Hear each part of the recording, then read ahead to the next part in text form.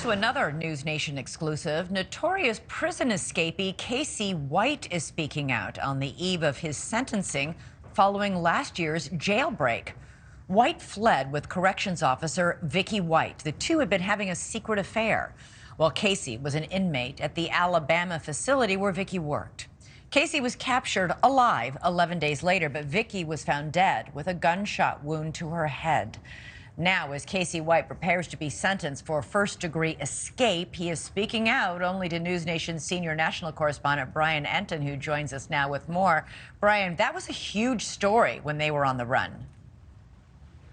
It was, Elizabeth. I was literally chasing Vicky and Casey White around the country for about 2 weeks. The story was absolutely insane. I wrote him a letter, but I never expected that Casey White would call me, and I certainly never expected him to say what he said.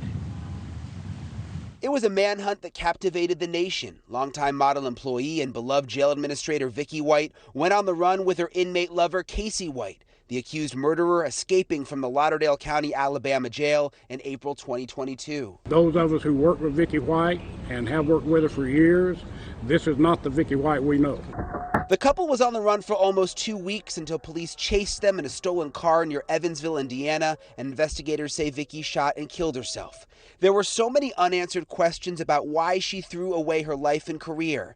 And is Casey White a master manipulator? I started writing Casey in jail. He didn't respond much, but then on December 3rd, out of the blue, Casey called me from prison. You were saying you needed to talk to me ASAP. What's going on? A little confession to make. What Casey said was shocking. I got a woman, a baby girl buried up in Evansville, Indiana, 10 minutes from the motel.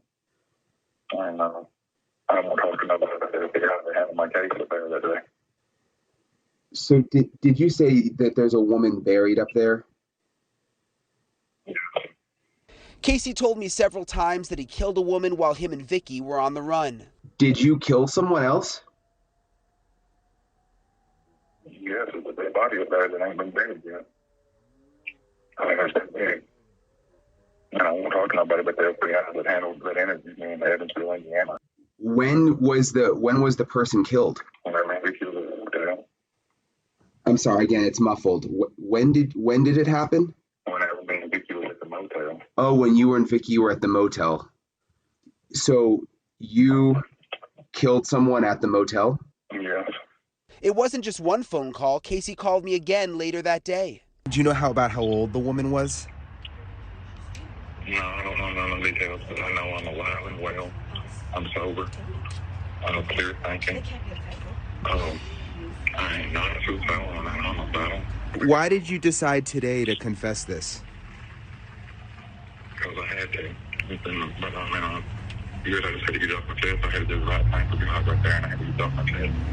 I contacted Evansville police, and a detective said they believed Casey was lying, that he had made false confessions before, and there was no missing woman. We did our own open records requests for missing people in the Evansville area and turned up nothing that matched the timeline. Is it just him being manipulative in his own way? He's a master manipulator. I don't, what his motive would be for telling that, those kind of stories or tales or sharing that kind of information hadn't panned out. Detectives told me it's possible White was trying to muddy the waters going into his murder trial later this year. Were you surprised that he called me? Are we surprised that he called you? I'm surprised. I don't even know how to answer that. Casey White's attorneys also believe their client is lying. Is there any chance that he did kill someone else while they were on the run? Well, I think that's highly unlikely. We know of at least one other instance, and maybe more, where he's confessed to things like that. We believe in hopes of being transferred out of prison. And the reason that Casey White was in jail to begin with, Elizabeth, was for the murder of a woman named Connie Ridgway. That trial is set to start this year. Some people involved believe he may be trying to muddy the waters and complicate things, and that perhaps is the reason that he called me with that false confession. His lawyers also think he may be trying to switch prisons. He doesn't like the prison he is in. They say that may also be an explanation. Thank you for watching. Go to newsnationnow.com to find NewsNation on your television provider. And don't forget to click the red subscribe button below to get more of NewsNation's fact-driven, unbiased coverage.